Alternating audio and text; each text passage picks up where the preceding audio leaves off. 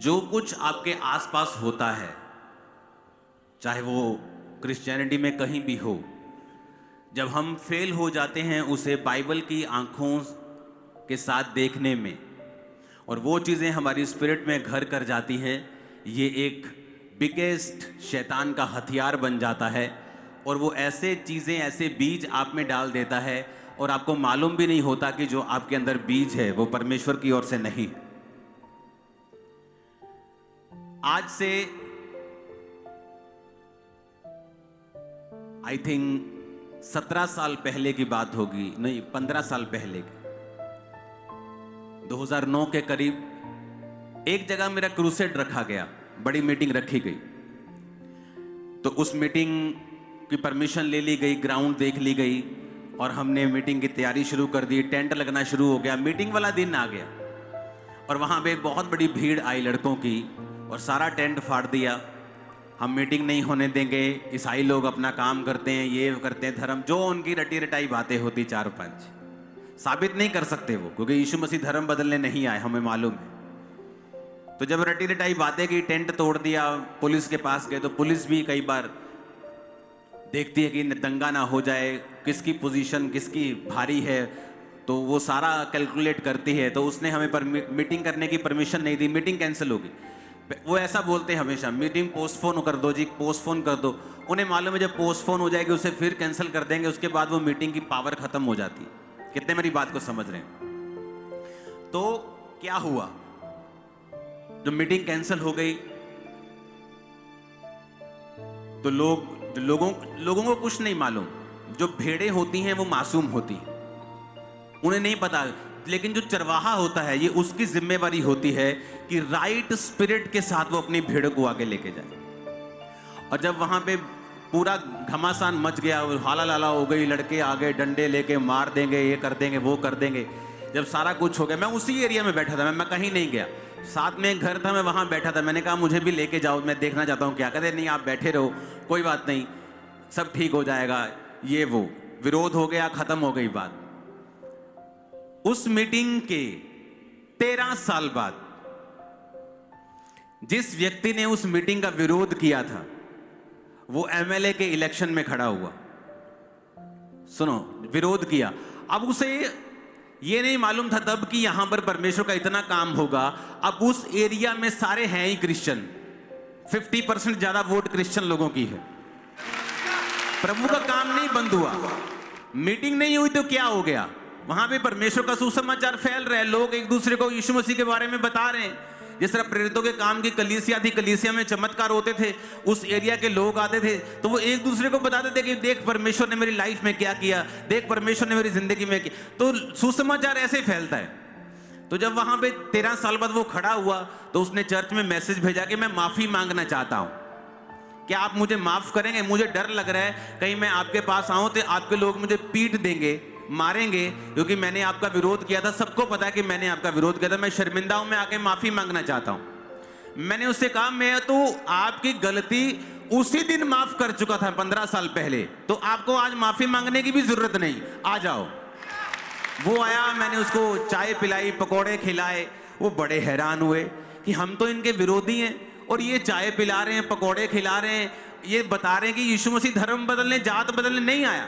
मैंने कहा अगर मैं आपका विरोध करूं तो जब मैं मसीह का विरोधी था और अगर कोई मेरा विरोध करता, मुझे कोई जेल में डालता या मेरे खिलाफ कोई केस करता तो मेरे अंदर गुस्सा आता। मैं सोचता नहीं अब इनकी ऐसी की तैसी, तो मैं कभी मेरा जीवन परिवर्तित ना होता, मैं कभी नहीं बदलता।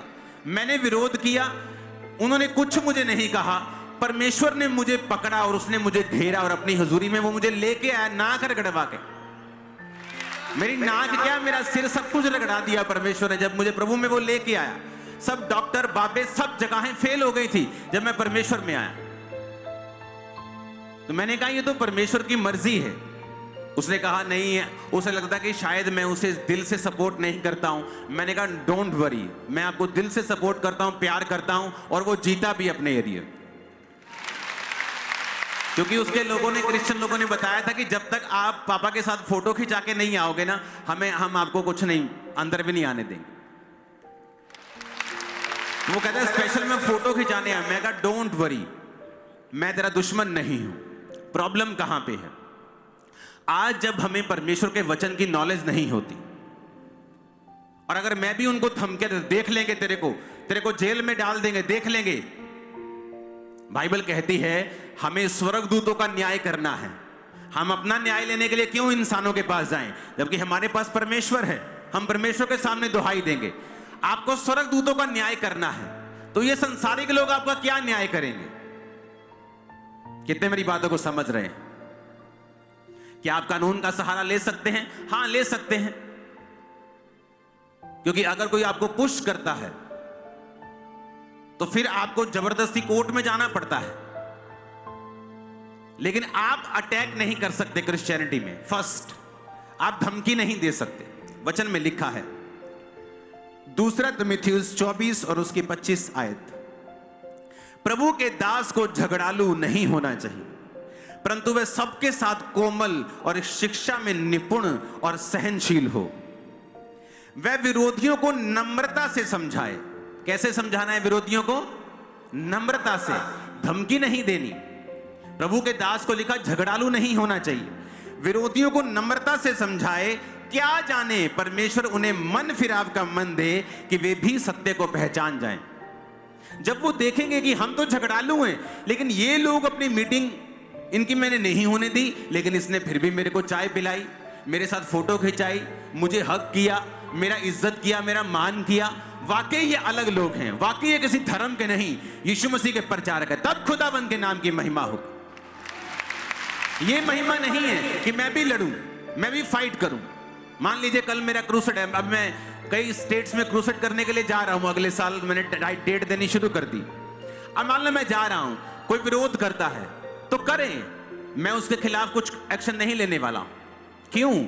मेरा परमेश्वर जीवित है, वो उस स्टेट में परमेश्वर का झंडा ऐसे खड़ा करेगा, दुनिया की ताकत हिला नहीं पाएगी। मैं आपको बता रहा हूं, जहां जहां खुदावंद का विरोध हो रहा है, वहां वहां मैं आपको यह भविष्यवाणी की आज मीटिंग है, मैं आपको प्रोफेटिकली बता रहा हूं, भाई साहब लाखों की भीड़ें चर्च में आने वाली हैं उधर। मैं आपको बता रहा हूं, लाखों की। मैं नहीं कह रहा कुछ हजार, मैं कह रहा हूं मेगा चर्चिस होंगी छत्तीसगढ़ में, मेगा चर्चिस महाराष्ट्र में, मेगा चर्चिस उड़ीसा में, मेगा चर्चिस होंगी। क्यों? लेकिन उन लोगों के पास होंगी जो वचन को समझते हैं, जो ये समझते हैं कि विरोध एक प्रचार का हिस्सा है। क्या हुआ पंजाब में 2022 में? लोग बोलते जी बड़ा विरोध हो गया, क्रिश्चियनिटी को कितना बुरा कहा गया, कितना बदनाम करने की कोशिश की गई। क्या हुई क्रिश्चियनिटी बदनाम? जो प्रचार पास्टर नहीं कर सके, मैं नहीं कर सका, वो विरोधियों ने घर घर में कर दिया। पंजाब के हर घर को क्रिश्चियनिटी के बारे में मालूम है कि नहीं मालूम? गया कैसे? नेगेटिव तौर पे कि जीसस ऐसे है, वो तो ऐसे है, पास्टर ऐसे हैं, ये फलाने ऐसे, नेगेटिव गया। लेकिन बाद में जब लोगों ने चर्चिस में जाके देखा, बाद में जब इंटरनेट पे देखा, ऑनलाइन देखा, उनको समझ आई कि वाकई यहाँ हीलिंग होती है, परमेश्वर का वचन हमें शुद्ध करता है, पाप माफ होते हैं, शांति मिलती है, ये धर्म नहीं बदलते, जीवन बदलते हैं, चैरिटी करते हैं, अच्छे लोग हैं। कितने मेरी बात को समझ रहे हैं? तो कई बार हमें परमेश्वर की योजना को आत्मिक रीति से समझना पड़ेगा अगर हम परमेश्वर का काम करना चाहते हैं। तो वचन कहता है एक दिन पौलुस और उसके साथियों का विरोध हुआ, इतना विरोध हुआ कि मसीही जो यहूदी लोग थे, यहोवा के लोग थे, उन्हीं ने पत्थर मार मार के उनको भगा दिया।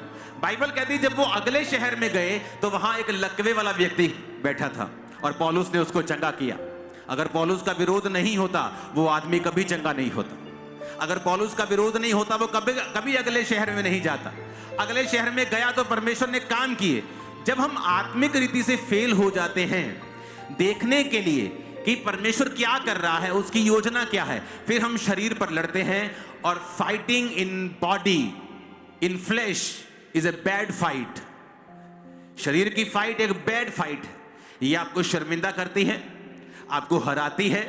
परमेश्वर आपके साथ नहीं खड़ा होता, परमेश्वर का काम रुकता है, उसका वचन फैलता नहीं, लोगों के मन में नफरत पैदा होती है। जबकि अगर आप आत्मा से लड़ें और विरोधियों को माफ करते जाएं, देखिए फिर क्या होता है। मैंने अपनी लाइफ में एक बार नहीं देखा, हजारों बार देखा है।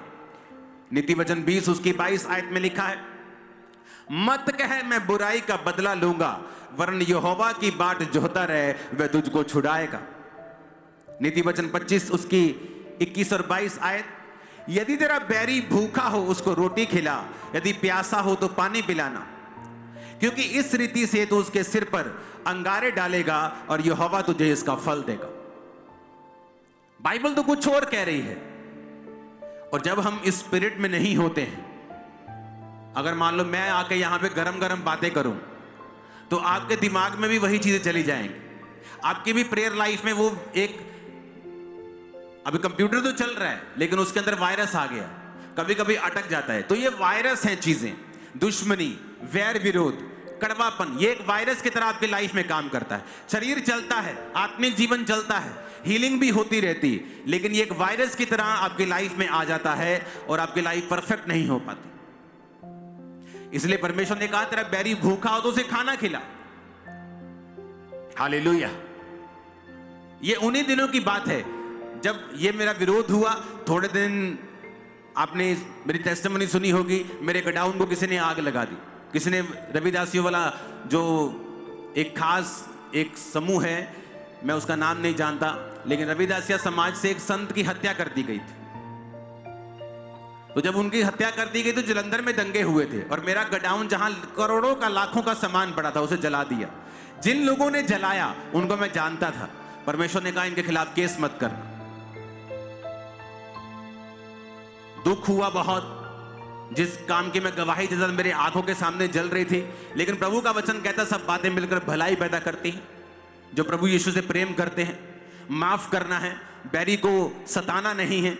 जो परसिक्यूट करे, परमेश्वर ने कहा जो सताए उसको, उसके लिए प्रार्थना करनी है। क्या हुआ कुछ सालों के बाद, पूरे 5 साल बाद परमेश्वर ने मेरी वाइफ उसी समाज से मुझे दी। आज जितनी ब्रांचेस आप खुलती हुई देख रहे हो ना, ये मेरी वाइफ का काम है। मैं तो प्रार्थना में रहता हूं, मैं आत्मिक कामों में रहता हूं। जितने आपको काम दिखते हैं सारे परफेक्शन में हो रहे हैं, मेरी वाइफ का उसमें हिस्सा है, वो मेन उसका लीडर है वो। तो सोचो परमेश्वर ने मुझे क्या दिया उसी समाज से, जब मैंने उनको माफ कर दिया। बाइबल कहती, परमेश्वर कहता मैं तुम्हारा पलटा लूंगा, तुम्हें पलटा लेने की जरूरत नहीं। आप एक छोटे बच्चे हैं, आपको दुश्मन आपको थप्पड़ मारे, अगर आप उसको थप्पड़ मार भी देंगे, आपके छोटे छोटे हाथ कितना का थप्पड़ मार देंगे। सोचो आपका बाप जो 6 फुट का है और उसका हाथ 2.5 किलो का है, अपने सनी पाजी जैसा, सोचो अगर वो मारेंगे तो कैसा मजा आएगा। आप समझ रहे मेरी बात को? हाँ, आप समझ रहे कि नहीं? तो जब बाप मारेगा, बाप जवाब देगा, बाप पलटा लेगा, वो जबरदस्त लेगा, वो सारी उम्र की आपकी ब्लेसिंग होगी। लेकिन जब आप पलटा लेंगे वो थोड़ा होगा, आपको तसल्ली हो जाएगी लेकिन मजा नहीं आएगा। परमेश्वर आपके साथ नहीं खड़ा होगा, वो आपके अंग संग नहीं होगा, वो आपको प्रतिफल नहीं देगा। तो जब प्रभु भोज पहले देने की बजाय मैंने सोचा प्रभु भोज बाद में दिया जाए, ताकि लोगों की स्पिरिट जो है वो राइट क्रिश्चियन स्पिरिट बन जाए, ताकि आपको मालूम हो किस स्पिरिट के साथ हमें प्रभु भोज लेना है। क्या हम पुराने नियम की आत्मा के हैं? परमेश्वर को किसी ने गांव में प्रवेश करने नहीं दिया, चेले बोले प्रभु आज्ञा दे, आसमान से आग गिराकर अभी भस्म कर दे। परमेश्वर कहता तुम नहीं जानते तुम किस आत्मा के हो, तुम पुराने नियम की आत्मा के नहीं हो, तुम नए नियम की आत्मा के हो। नए नियम में परमेश्वर ने हाथों पे कील ठुकवाए और कहा है पिता इन्हें माफ कर, क्योंकि ये नहीं जानते ये क्या कर रहे। हम उस आत्मा के लोग हैं। तारीफ करो जोर से खुदाबंद के वचन। तो जब आपको ऐसी बातें नजर आए तो प्रार्थना में रहें, वैरियों को माफ करें। जब कोई मेरी मीटिंग होती है तो मैं उनको कभी कर्स नहीं करता, मैं उनको प्यार करता हूं, बोलता हूं मैं तुमसे प्यार करता हूं, डोंट वरी। जो खुदा ने, अगर ये खुदा का काम है वो कर लेगा। और मैं आपको बता रहा हूं, झंडा देखा है मैंने प्रोफेटिकली, झंडा, यीशु के नाम का झंडा। कोई दुनिया की ताकत इसे रोक नहीं पाएगी, जो जितने मर्जी खड़े हो जाएंगे। मैं आपको बता रहा हूं, परमेश्वर साबित करेगा, वो दिखाएगा। हालेलुया। पंजाब में भी ऐसा ही हाल होता था। आप मीटिंग रखते थे, मीटिंग कैंसिल होती थी, पुलिस आपको बुलाती थी, बोलती थी दंगे का चांस है, मीटिंग कैंसिल होगी। क्या करते थे हम लोग? प्रार्थना करते थे, कोई बात नहीं, प्रेयर करते थे। देखो परमेश्वर ने कैसे काम किया, धीरे धीरे सुसमाचार लोगों तक फैलता गया। अब लोग इतने, वो खुद कहते हैं भाई साहब आपको परमिशन दे दिए, कोई काम हो तो बताइए, सब ठीक होगा, सब अच्छी तरह से। अभी ऐसा उल्टा हो गया। हालेलुया। तो ये पॉसिबल है अगर हम राइट स्पिरिट के साथ चलेंगे। आपकी फैमिली में भी ऐसा ही होता है। कोई आपका दुश्मन है, आपकी जान का दुश्मन है, क्योंकि आप क्रिश्चियन हो गए हैं, परमेश्वर को मौका दीजिए काम करने का। आप प्रभु में बढ़िए, पवित्रताई में बढ़िए, प्रार्थना में बढ़िए, परमेश्वर के वचन में, उसके रोशनी में बढ़िए। फिर देखिए धीरे धीरे परमेश्वर आपकी लाइफ और परिवार में क्या करता है। ऊंची बात में जितनी ताकत है, हालेलुया का नारा लगाओ जरा। आमीन। आप देख लेना ये बात, ये प्रभु ने प्रोफेटिकली मुझे दिखाया है। उसका झंडा स्टैब्लिश होगा उन स्टेट्स के अंदर। हजारों लाखों करोड़ों लोग उसके झंडे के नीचे होंगे। ये झंडा, मैं मेरी चर्च या तेरी चर्च की बात नहीं कर रहा हूं, ये झंडा खुदावंद का होगा, चर्च कोई भी हो। ये खुदा के झंडे के नीचे लोग और विश्वासी इकट्ठे होंगे यीशु मसीह के नाम में। आमीन। ऊंचा चाहिए। Hallelujah, hallelujah. और आप देखेंगे, मैं आपको बता रहा हूं प्रोफेटिकली, जो लोग आपके दुश्मन थे आपको फेवर देना शुरू करें। आप देखेंगे किस तरह से जो लोग सरकारी गैर सरकारी कोई भी आपके विरोधी थे आपको फेवर देंगे। क्या आप डैनियल के परमेश्वर को नहीं जानते हैं? कहां था डैनियल? एक अन्य जाति राजा के अंडर। शद्रक मेशक अबेदनगो कहां थे? अन्य जाति राजा के नीचे। क्या परमेश्वर ने उन्हें मरने दिया? क्या परमेश्वर ने बाकी यहूदियों को मरने दिया? कौन थी एस्तर? और उसका राजा कौन था? उसका हस्बैंड कौन था? एक अन्य जाति राजा। क्या परमेश्वर ने उस अन्य जाति, भाई साहब पीएम, प्राइम मिनिस्टर संविधान के दायरे में होता है, अपनी मर्जी नहीं कर सकता। पावर होती है उसके पास, बहुत सी पावर्स होती हैं, पर राजा के पास जो पावर्स होती हैं वो किसी डेमोक्रेटिक लोगों के पास नहीं होती। राजा अगर बोले इसको फांसी दो तो उसे किसी लॉ की जरूरत नहीं है। बाइबल कहती वो राजाओं के नीचे थी। ऐसे राजा जो बोलते थे कि जाओ सारे यहूदियों को मार दो, क्या परमेश्वर ने उन्हें मरने दिया? अगर वो राजाओं के नीचे मरने नहीं देता था, राजाओं के नीचे राजाओं के साथ वो संधि करके परमेश्वर का आत्मा उन्हें किसी तरह भी समझाकर अपने लोगों को बचाता था, तो आज वो कैसे आपको छोड़ देगा जब आप नए नियम के अनुग्रह के नीचे हैं। आप बढ़ाने के लिए बुलाए गए हैं, आगे चलने के लिए बुलाए गए हैं, आगे में चलने के लिए बुलाए गए हैं, लंगड़ों को चलाने के लिए बुलाए गए हैं, अंधों को आंखें देने के लिए बुलाए गए हैं, आत्मा में और विक्ट्री में चलने के लिए बुलाए गए हैं, अपने परिवार को बचता हुआ देखने के लिए बुलाए गए हैं, बड़े कामों को देखता हुआ अपनी लाइफ में होता हुआ देखने के लिए बुलाए गए हैं। आमीन। मेरे को खड़कने वाला चाहिए चर्च। Hallelujah, hallelujah. क्या हम नहीं जानते हम किस आत्मा के हैं? हम परमेश्वर के नए नियम के अनुग्रह के नीचे हैं।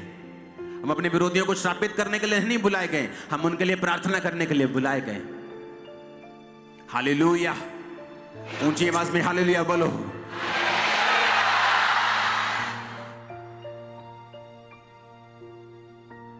मेरी लाइफ में बहुत सी ऐसे टेस्टिमनीज जहां पे परमेश्वर ने दुश्मनों को शर्मिंदा किया। एक नहीं, एक व्यक्ति के खिलाफ नहीं, कितने सैकड़ों व्यक्तियों के खिलाफ।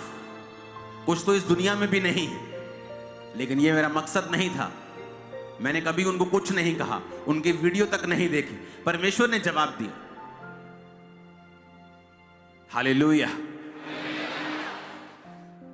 पहला कुरिन्थियों 14 उसकी 1, प्रेम का अनुकरण करो। जब आप अनुकरण को देखते हैं तो उसका मतलब, अगर आप ग्रीक भाषा में जिसमें ये नया नियम लिखा गया ओरिजिनली, उसका मतलब है परस्यू करना, प्रेस फॉरवर्ड। कहता आत्मिक वरदानों की भी धुन में रहो and desire spiritual gifts rather that ये में प्रोफेसाई, विशेष करके कि भविष्यवाणी करो। कहता प्रेम का अनुकरण करो और आत्मिक वरदानों की भी धुन में रहो। प्रेम मैंने आपको समझा दिया किसे कहते हैं। यीशु मसीह ने कहा, अगर तुम अपने नमस्कार करने वालों को ही नमस्कार करो तो तुम में और अन्य जातियों में कोई फर्क नहीं। वो भी अपने नमस्कार करने वालों को नमस्कार करती हैं और तुम भी अपने प्रेम करने वालों को प्रेम करते हो। कहता फिर तुम में और उनमें कोई फर्क नहीं। अगर तुम पिता की संतान ठहरना चाहते हो तो तुम्हें दुश्मनों से भी क्या करना पड़ेगा? प्रेम करना पड़ेगा। फिर कहता आत्मिक वरदानों की धुन में रहो। कलीसिया को एस्टेब्लिश होने के लिए आत्मिक वरदानों की जरूरत है। आज बहुत सारे पास्टर्स ग्रोथ में नहीं हैं क्योंकि उनमें आत्मिक वरदानों की कमी है। बहुत सी जगहों के ऊपर हाथों और पैरों की कटी हुई गॉस्पेल सुनाई दे रही है। कुछ लोग सिर्फ प्रीच करने के लिए बुलाए गए हैं, वो बात अलग है, लेकिन वो प्रीच करने के साथ साथ हीलिंग और प्रोफेसी का विरोध करते हैं, जो कि गलत है। बाइबल कहती है आत्मिक वरदानों की धुन में रहो। अब आप वो बात सुनना चाहते हो जो कोई व्यक्ति कह रहा है, चाहे वो परमेश्वर का ही क्यों ना हो, या आप वो बात सुनना चाहते हो जो प्रभु का वचन आपको कह रहा है। प्रभु का वचन कहता है आत्मिक वरदानों की धुन में। धुन का मतलब क्या होता है? अगर हम यूनानी भाषा में इसको पढ़ें, कहता डिजायर आफ्टर स्पिरिचुअल गिफ्ट्स। धुन का मतलब है जेलो। यूनानी भाषा का 2206 नामक शब्द टू बी जेलस ओवर, जो कि 2205 शब्द से निकला है, जिसका मतलब है जेलोस, जिसका मतलब है प्रॉपरली हीट। जैसे लोहा गर्म हो जाए पूरा तो भी वो हथियार बनता है। आप बिना गर्म किए लोहे को जितना मर्जी पीट लें, वो आप उसे मनपसंद हथियार नहीं बना सकते। बहुत से लोग ये बात नहीं समझते हैं कि स्पिरिट में एक रूल है, और वो रूल क्या है? चाहे वो हीलिंग हो, चाहे वो वरदान हो, या परमेश्वर के साथ संबंधित कोई भी कार्य हो, जब तक आप उस चीज की धुन में नहीं है, लिखा प्रॉपरली हीट, पूरी तरह से एक चीज गर्म हो जाना। पानी उबाल तब आता है जब पूरी तरह से वो गर्म हो जाता है, पूरी रीति के साथ। टू बी जेलस ओवर, एक चीज के लिए पूरी तरह से पीछे पड़ जाना, उसकी धुन रखना। 12 साल की लहू बहने वाली औरत अगर ये सोच के घर में बैठी रहती कि हाँ प्रभु यीशु मसीह आएंगे, मेरे घर के पास से कभी निकलेंगे तो मैं जरूर छूऊंगी, क्योंकि मैं जा नहीं सकती ना। लेकिन बाइबल कहती है वो लोगों को छू नहीं सकती थी क्योंकि उसे अशुद्ध करने वाला रोग था। अगर वो छूती तो मारी जाती। फिर भी वो अपने घर से निकली, और परमेश्वर को छूना आसान नहीं था। भीड़ में से चीर कर रिस्क लेके प्रभु को छुआ। हीलिंग आसान नहीं है जैसा लोग समझते हैं। कोढ़ी परमेश्वर के पास आया, जबकि कोढ़ियों को लोगों के पास आने की आज्ञा नहीं थी। जहां लोग थे, छावनी थी, जहां लोग रहते थे, नहीं आ सकते थे। लेकिन बाइबल कहती फिर भी एक कोढ़ी परमेश्वर के पास आके उसको प्रणाम करके कहता है यदि तू चाहे तो मुझे शुद्ध कर सकता है। रिस्क लिया उसने।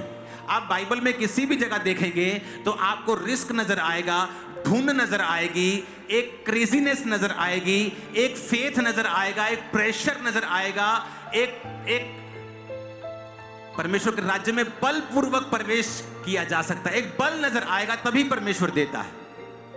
लोगों को लगता है हीलिंग का वरदान आराम से काम करेगा।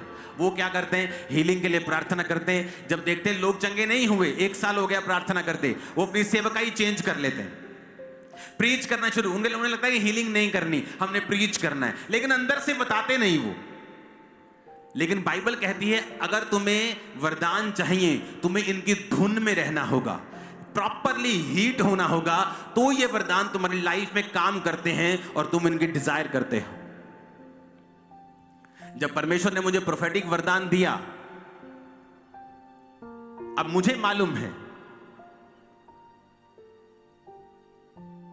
आप फेक प्रोफेसी करके दूसरे पास्टर्स का भी कई बार नाम खराब करते हैं, क्योंकि प्रभु आपके साथ बात नहीं कर रहा होता, लेकिन आपको लोगों को इंप्रेस करना है, लोगों को बताना है कि मैं कुछ हूं, और इसी चक्कर में क्रिश्चियनिटी का नाम बदनाम होता है।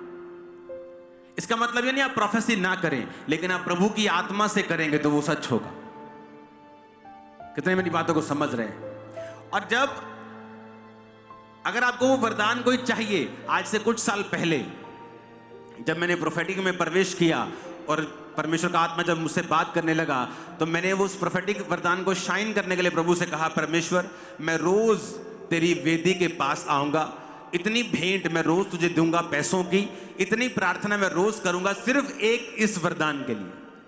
और मैं रोज परमेश्वर के सामने जाता था, रोज अपने बीज को बोता था, रोज प्रेयर करता था सिर्फ एक वरदान के शाइन करने के लिए। और मैं सालों में करता रहा हूं, और उसके बाद वो वरदान शाइन होना शुरू हुआ। धुन में रहना। आप धुन में कैसे रह सकते हैं अगर आप 24 घंटे उस बारे में सोचते नहीं हैं? एक प्रोफेटिक वाला आदमी आपको लड़ता हुआ नहीं मिलेगा, वो आपको प्रेयर माउंटेन पे मिलेगा, प्रार्थना करता हुआ मिलेगा। उसे मालूम है अब मुझे सोना है, मुझे दर्शन देखना है, प्रभु मुझसे बात कर। 24 घंटे वो उस धुन में रहता है। कितने मेरी बात को समझ रहे हैं? वो सोता भी बाइबल पढ़ के है, वो सोता भी प्रार्थना करके, उठकर भी प्रार्थना करता है, बाइबल पढ़ता है, उस धुन में रहता है, वो अपने आप को स्पिरिचुअली तैयार करके रखता है। मैं रोज भेंटों को बोता था, रोज। आज वो भेंट 5 गुना हो चुकी जो मैंने शुरू की थी। रोज प्रभु के सामने भेंट, रोज प्रार्थना। प्रभु जी ये इस वरदान के लिए है। रोज लोगों को लगता है कि वरदान अपने आप काम करने लगते हैं, कई बार ये ऐसे हो, ऐसा नहीं है। इनके पीछे प्रॉपरली वर्क किया जाता है, एक एक चीज के पीछे। क्योंकि कुछ भी क्रिश्चियनिटी में जिसके पीछे बल नहीं होगा, जिसके पीछे धुन नहीं होगी, चाहे वो हीलिंग के लिए हो, चाहे वरदान के लिए हो, चाहे खास प्रेयर रिक्वेस्ट जो प्रभु चाहता है कि आप चाहते प्रभु कबूल करे, अगर उसके पीछे प्रेशर नहीं होगा वो कभी कबूल नहीं होगी। कितने मेरी बातों को समझ रहे हैं? प्रभु ने कहा, लेडी ने कहा, प्रभु मेरी बेटी को दुष्ट आत्मा सताता है, कभी गिर पड़ती है, मर जाती है, बॉडी उसकी सूख रही है, बीमार हो गई।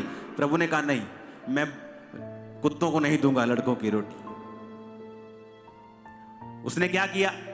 थकी नहीं, और प्रेशर दिया प्रभु को। क्या प्रेशर दिया? प्रभु मुझे अपने घर का कुत्ता समझ ले, कुत्ते भी वही चूर चार खाते हैं जो तेरी बालकों की मेज से गिरते हैं, हमें अपने घर का कुत्ता समझ ले। परमेश्वर ने कहा जा, तेरी बेटी को दुष्ट आत्मा छोड़ के जा चुका है। प्रेशर। एलिया कहता जा अलीशा, अब मुझे तेरी जरूरत नहीं। ले पहला सेवा करा ली, हाथ धवाले हैं, हुण कहता तेनू लोड़ नहीं, चल मैं भी चलना। फिर कहता तेरी शपथ, यहोवा की शपथ, छोड़ने का नहीं, तुझे छोड़ने का नहीं, तुझे छोड़ने। प्रेशर। आत्मा उतरा, बल से उतरा। शॉल जब आया सामर्थ आई, प्रेशर से, धुन से। धुन कहां है तुम्हारी? धुन नहीं है। धुन कहां? अगर धुन हो तुम्हें वरदानों की, तुम फोन पर टाइम, टीवी पे टाइम वेस्ट नहीं कर सकते अगर तुम्हें धुन है तो। जब धुन होती है किसी चीज की, अगर आप किसी सिंगर से मिले जिसको धुन होती है गाने की, वो हर टाइम आलाप गाता है मन में, हर टाइम सिंगिंग करता है, हर टाइम हारमोनियम लेके, उसको धुन है। आपको कहां है आत्मिक वरदानों की धुन? बाइबल कहती है आत्मिक वरदान जब एक कलीसिया की लाइफ में आते हैं, कलीसिया रेजोलेट यानी स्थिर हो जाती। पौलुस ने कई बार कहा है कि मैं आकर तुम्हें कोई आत्मिक वरदान दूं हाथ रखने से, ताकि तुम वरदान तुम्हें काम करे और तुम स्थिर हो जाओ। आज कलीसिया स्थिर क्यों नहीं है? पास्टर बोलते लोग आते चले जाते, क्योंकि वरदानों की कमी है। जब वरदान होते कलीसिया स्थिर हो जाती है। कितने मेरी बात को समझ रहे हैं? और जब परमेश्वर का रूह कहता है कि पहले प्रेम करो, माफ करो, नहीं तो वो वरदान फेक होंगे, लोगों को मालूम हो जाएगा फेक आदमी। पहले कहता प्रेम का अनुकरण करो, पहले प्रेम तुम्हारे अंदर होना चाहिए, फिर कहता वरदानों की धुन में रहो। हीलिंग वरदान, उसकी धुन में रहो। मैंने देखा है रिजल्ट, जब क्रूसेड्स होते हैं घंटों घंटों तक, जब प्रार्थना में बैठते, परमेश्वर उस पर प्रेशर देना, खुदाबंद आज ये होना चाहिए, परमेश्वर आज ये होना चाहिए, खुदाबंद आज तेरा आत्मा इस तरह से कार्य करना। आप देखते हैं रिजल्ट होता है, रसौलियां निकल रही होती, सब कुछ लाइव हो रहा होता है। आप कुछ कंट्रोल नहीं कर सकते, परमेश्वर कंट्रोल कर रहा होता। धुन में रहना, कोई चीज आपको परमेश्वर से लेनी है, धुन में रहना, प्रार्थना करना, बीजों को बोना, परमेश्वर के सामने जाना। धुन गायब है आज। क्या कलीसिया में वरदानों की धुन है? पौलुस कहता है वरदानों की धुन में रहो। आज भी उस वरदान को और शाइन करने के लिए, प्रभु के और करीब जाने के लिए, मैं खुदावंद के सामने फिर भेंटों के साथ जाऊं। रोज, एवरी डे, रोज खुदावन ये वही भेंट है इस वरदान के लिए, और 2 भेंटें मैं देता हूं। वरदानों के लिए अलग, टाइथ अलग है, हेल्प करना अलग है। अपने टाइथ से आप विडो की हेल्प नहीं करते। टाइथ लिखा बाइबल में परमेश्वर के लोगों के पांव में जाता था, परमेश्वर के भवन में जाता था। तो जब हम बिब्लिकली करेक्ट सब कुछ करते हैं तो राइट रिजल्ट हमारी लाइफ और सेवकाई में होते हैं। कितनी बातों को समझ रहे हैं? अपने पड़ोसी को बोलो आत्मिक वरदानों की धुन में रहो। आमीन, आमीन। क्या आप धुन में हैं? क्या आप उस चीज के लिए वाकई धुन में हैं? प्रॉपरली हीट, जेलस ओवर, पूरी तरह से आपका मन उसको परस्यू कर रहा है, उसका पीछा कर रहा है, उस पर प्रेशर दे रहा है, आपकी लाइफ सेम नहीं होगी, ये गारंटी है। आमीन, ऊंचे वाला चाहिए चर्च। बाइबल कहती जब एक गलती पतरस ने की तो पौलुस ने उसे सबके सामने डांटा, क्योंकि वो गलती विश्वासियों को इफेक्ट कर रही थी। लेकिन किसी की कमी या किसी के फेल होने पर अगर आप वीडियो बनाकर इंटरनेट पे डालते हैं तो आप भी ये प्रूफ कर रहे हैं कि आप में भी परमेश्वर का वचन नहीं है, क्योंकि प्रेम सब अपराधों को क्या करता है? ढांपता है। आप सिर्फ उसी जगह बोल सकते हैं जहां कलीसिया की पवित्रता इफेक्ट हो रही हो, लेकिन किसी को एक्सपोज करना, किसी की गलतियों के बारे में एक्सपोज करना एक जेलसी की निशानी है, प्रेम की नहीं। जब पौलुस पतरस को डांट रहा था तो वो जेलसी नहीं थी, उसे मालूम था अगर मैं ये बात नहीं बोलूंगा तो कलीसिया करप्ट हो जाएगी, इसमें करप्शन का बीज आएगा, लोग डरेंगे नहीं। लेकिन आज एक दूसरे को गिराने में जो वीडियोस बनती हैं, ये फलाना फेल हो गया, फलाने ने गलत कर दिया, फलाने ने गंदी फेक भविष्यवाणी कर दी, ये भी एक जेलसी की निशानी है, ये भी एक प्रेम ना होने का आप प्रमाण दे रहे हो। हमें पूरी तरह से देखना होगा हम कहां स्टैंड करते हैं, ताकि जब हम परमेश्वर के सामने एक शुद्ध मन के साथ जाएं तो परमेश्वर कहता है जितनों के मन शुद्ध होंगे मुझे देखेंगे। आप उसके प्रमाण को ऐसा देखोगे आपने किसी की लाइफ में नहीं देखा होगा कि यार जो परमेश्वर मेरी लाइफ में कर रहा है ना, मैंने कभी नहीं देखा ऐसा। आप जब प्रभु की हुजूरी में जाते हैं आपको इन चीजों का मालूम होता है, नहीं तो आप भी प्रभावित हो जाते हैं इन चीजों से।